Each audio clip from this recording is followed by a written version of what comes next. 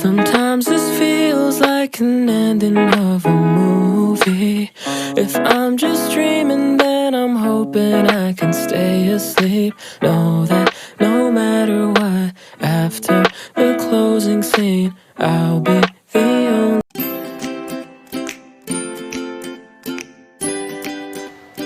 Assalamualaikum warahmatullahi wabarakatuh. Perkenalkan, nama saya Rizka Valerina, NPM 1963-10528 dari kelas 6C, Program Studi Pendidikan Matematika, Fakultas Keguruan dan Ilmu Pendidikan, Universitas Singaperbangsa Karawang.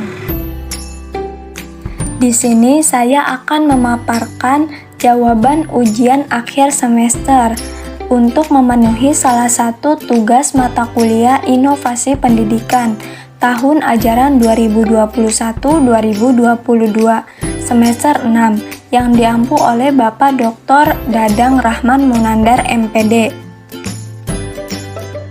Untuk pertanyaan yang nomor 1, apa yang dimaksud dengan inovasi pendidikan?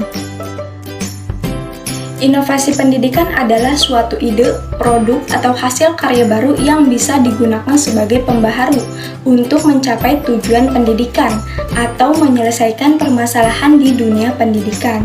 Nah, dengan adanya inovasi di bidang pendidikan, diharapkan kualitas pendidikan akan semakin baik dan terarah. Inovasi semacam ini harus terus digalakkan, baik di tingkat SD, SMP, SMA, maupun perguruan tinggi, terlebih lagi di era kemajuan teknologi seperti sekarang ini. Pertanyaan yang kedua, apa saja tujuan inovasi pendidikan? Dunia pendidikan harus selalu berinovasi agar bisa mencapai tujuan yang telah ditetapkan. Adapun tujuannya adalah sebagai berikut.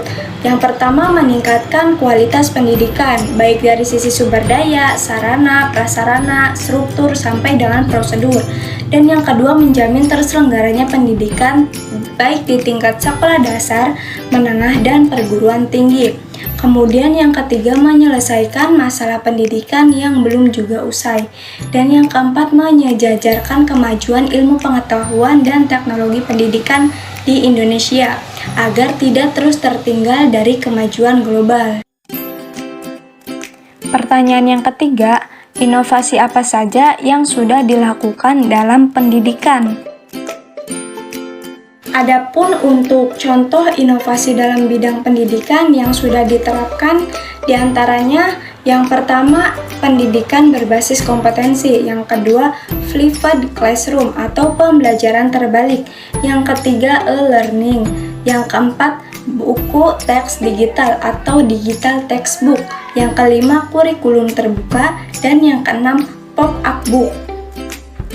Untuk soal yang keempat, apa itu inovasi produk dan sebutkan contohnya?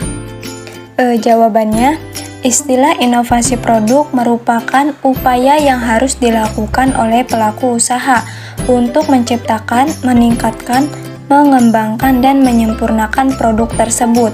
Namun secara umum, produk yang dikembangkan tidak hanya komoditas, tetapi juga inovasi produk makanan, minuman, pertanian, dan hewan yang dapat meningkatkan pelayanan. Berdasarkan Undang-Undang Nomor 19 Tahun 2002, inovasi produk merupakan rangkaian pengembangan dan penerapan ilmu pengetahuan dan teknologi dalam satu produk. Manfaat positif dari inovasi produk termasuk umpan balik konsumen, mengubah kombinasi produk dari yang sudah ada, dan menemukan produk baru. Contohnya yang pertama itu ada kalung flash disk, kemudian kompor kemah biolit, dan debrum gumer. Selanjutnya yang nomor 5, apa itu inovasi pendidikan Brainly? Jawabannya, inovasi pendidikan merupakan suatu ide, barang, metode yang dipandang atau diamati sebagai hal yang baru, baik oleh seorang atau kelompok orang atau masyarakat, baik berupa hasil, intervensi, atau discovery yang digunakan untuk mencapai tujuan pendidikan atau memecahkan masalah pendidikan nasional. Selanjutnya, pertanyaan yang nomor 6, mengapa pemerintah selalu melakukan inovasi dalam pendidikan? Jawab, salah satu komponen yang paling sangat berperan dalam memberi inovasi pendidikan di Indonesia adalah pemerintah. Pemerintah Indonesia harus mengetahui segala permasalahan yang ada di dunia pendidikan dengan menciptakan inovasi berdasarkan masalah yang ada di lapangan, karena pemerintah punya wewenang penuh dalam memberikan keputusan hingga pembuatan sistem pendidikan. Inovasi pendidikan diperlukan untuk mengurangi masalah yang ada di sekolah. Misalnya dalam 2 tahun terakhir ini proses pembelajar mengajar berubah secara signifikan akibat adanya pandemi COVID-19. Nah, sebelum adanya pandemi, murid dan guru dapat belajar dengan cara tatap muka. Namun kini proses tatap muka mulai dibatasi, bahkan dihentikan. Nah, hal ini yang mengakibatkan adanya dorongan kepada pemerintah di Indonesia untuk membuat inovasi di bidang pendidikan yang lebih cocok pada masa pandemi saat ini. Inovasi pun berkembang dari berbagai sektor, dari sektor kehidupan, tak terkecuali pun sektor pendidikan. Sebagaimana diketahui bersama, untuk mencegah penyebaran COVID-19, pemerintah menganjurkan sekolah hingga universitas untuk melakukan proses pembelajaran jarak jauh atau disingkat dengan PJJ atau Remote Learning. Selanjutnya, untuk pertanyaan yang nomor 7, ada berapa strategi untuk mengadopsi inovasi yang dilakukan oleh suatu organisasi? Jelaskan, strategi mana yang paling efektif digunakan untuk kasus adopsi inovasi kurikulum 2013 atau K13.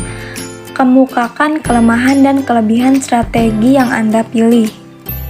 Jawab, strategi yang paling efektif yaitu strategi pendidikan. Pendidikan juga dipakai sebagai strategi untuk mencapai tujuan perubahan sosial. Dengan menggunakan strategi pendidikan, berarti untuk mengadakan perubahan sosial dengan cara menyampaikan fakta, dengan maksud orang akan menggunakan fakta atau informasi itu untuk menentukan tindakan yang akan dilakukan. Nah, untuk kelemahannya, yang pertama itu tidak tersedia sumber yang cukup untuk menunjang kegiatan pendidikan. Yang kedua, digunakan dengan tanpa dilengkapi dengan strategi yang lain. Kemudian kelebihannya, yang pertama digunakan untuk menanamkan prinsip-prinsip yang perlu dikuasai untuk digunakan sebagai dasar tindakan selanjutnya sesuai dengan tujuan perubahan sosial yang akan dicapai. Yang kedua, digunakan untuk menjaga agar klien tidak menolak perubahan atau kembali ke keadaan sebelumnya. Selanjutnya, pertanyaan yang nomor 8, adopsi inovasi selalu berkonotasi adanya perubahan. Perubahan sering menimbulkan ketidaktahuan yang mengakibatkan kecemasan dan ketidakpastian. Nah, jelaskan mengapa perubahan adalah proses yang rumit. Penjelasan Anda mengacu pada teori perubahan Habermas dan Michel Foucault. Jawabannya, 2 hal yang perlu menjadi pusat perhatian yaitu arti dari perubahan dan proses dari perubahan. Rasa cemas akan ketidakpastian dan rasa kegembiraan ketika terdapat keberhasilan dalam perubahan tersimpan dalam makna subjektif dari suatu perubahan pendidikan. Contohnya di sini adalah guru. Seorang guru selalu berurusan dengan masalah yang konstan setiap harinya. Nah, permasalahan itu diantaranya yang pertama, guru akan melewati hari-harinya di dalam kelas dengan konflik interpersonal dan dalam hal mengelola kedisiplinan di kelas. Yang kedua, adanya kendala dalam mengumpulkan dana yang dilakukan untuk kegiatan sekolah. Yang ketiga, mereka harus melewati kesibukan setiap harinya, sehingga mereka merasa kekurangan waktu senggang untuk dirinya sendiri. Huberman pada tahun 1983 Dalam Fulan pada tahun 2005, meringkas tekanan di kelas yang berpengaruh pada guru, yaitu yang pertama, tekanan dalam kedekatan dan keyakinan. Yang kedua, tekanan pada multidimensi dan simultan, atau sesuatu yang terjadi pada waktu yang bersamaan. Yang ketiga, tekanan dalam beradaptasi dengan kondisi yang selalu berubah dan tidak dapat diprediksi. Yang keempat, tekanan pada keterlibatan pribadi dengan siswa. Nah, hal tersebut menjadikan terbatasnya waktu mereka untuk melakukan refleksi diri yang berkelanjutan, hanya berfokus pada perspektif jangka pendek, mengisolasi dari interaksi dengan orang dewasa lainnya, dan menguras lebih energi mereka. Kemudian soal yang nomor 9, manajemen berbasis sekolah atau MBS merupakan inovasi yang bersifat desentralisasi bagi sekolah. Dalam kasus MBS di lingkungan pendidikan, jelaskan fungsi change agent terutama untuk mentransfer tacit knowledge sehingga menjadi explicit knowledge agar MBS bisa berhasil dengan baik. Jawabannya, sebagai agent of change atau agen perubahan, guru perlu mengupgrade pengembangan dirinya sehingga memiliki kompetensi mengajar yang tinggi untuk keberlangsungan proses pendidikan. Guru juga harus memiliki strategi untuk meningkatkan peranannya sebagai agen perubahan. Guru sebagai agen perubahan memiliki fungsi untuk mentransfer tacit knowledge sehingga menjadi eksplisit yang knowledge. Langkah strategis yang dapat dilakukan dalam meningkatkan peran guru sebagai agen perubahan atau agent of change di antara lain membangun kualitas mentalitas positif guru, kemudian mendorong akselerasi pemahaman inovasi pembelajaran dan pemanfaatan TIK, kemudian membangun mentalisasi kerjasama sehingga teamwork yang kokoh dan pemantauan dan pembinaan terhadap kinerja guru. Selanjutnya pertanyaan yang nomor 10, bagaimana upaya sekolah melakukan kolaborasi yang bersifat di luar atau di dalam agar MBS dapat terlaksana sesuai dengan tujuan? Jawabannya, guna meningkatkan mutu pendidikan melalui partisipasi warga sekolah dan masyarakat, maka diperlukan pengelolaan satuan pendidikan yang menerapkan manajemen berbasis sekolah atau MBS.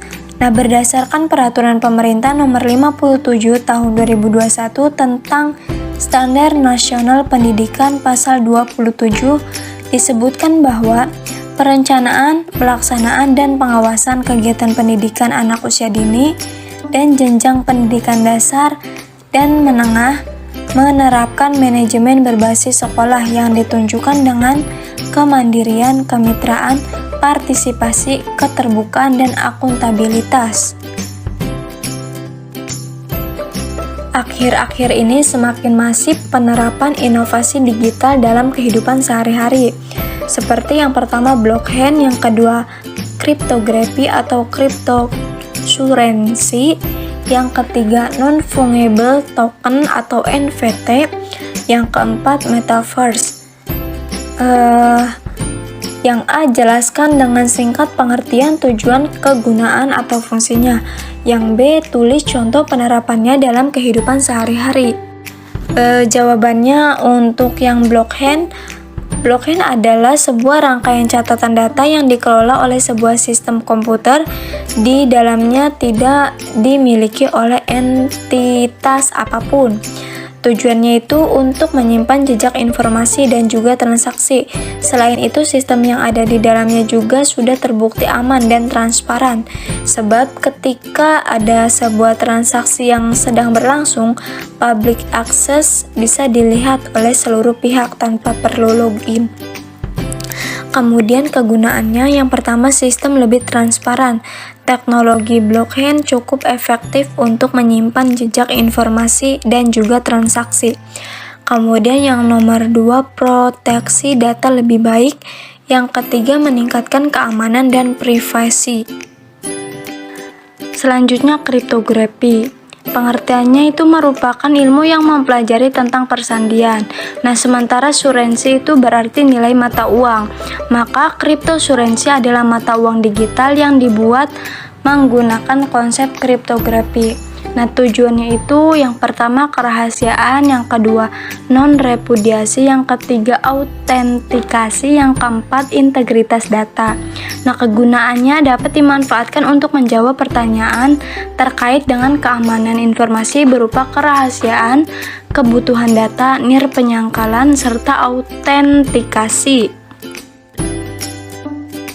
Selanjutnya pertanyaan yang terakhir yang nomor 12, tuliskan contoh inovasi dalam pembelajaran matematika, kemudian jelaskan dan sebutkan ciri-cirinya, jelaskan manfaatnya dan tujuannya. Pembelajaran matematika dengan menggunakan pendekatan PMRI atau pembelajaran matematika realistik Indonesia. Nah, ciri-cirinya itu sesuai namanya pada pendekatan PMRI, yaitu pembelajaran mengutamakan penyelesaian masalah matematika yang dekat dengan kehidupan sehari-hari yang bersifat nyata. PMRI merupakan pengembangan dari MRE atau Mathematics Realistic Learning yang telah dikembangkan di Belanda sejak tahun 1998. Kemudian manfaatnya karena permasalahan yang ditampilkan dekat dengan kehidupan sehari-hari, siswa jadi lebih cepat memahami konsep dasar yang ingin disampaikan pada suatu topik bahasan. Selain itu, pada PMRI juga dilakukan pembelajaran yang membuat siswa ikut terlibat aktif dalam pembelajaran. Kemudian tujuan yang diharapkan melalui pendekatan PMRI adalah agar siswa dapat memahami konsep dasar dari suatu topik bahasan melalui penyelesaian masalah matematika yang bersifat nyata dan dekat dengan kehidupan sehari-hari.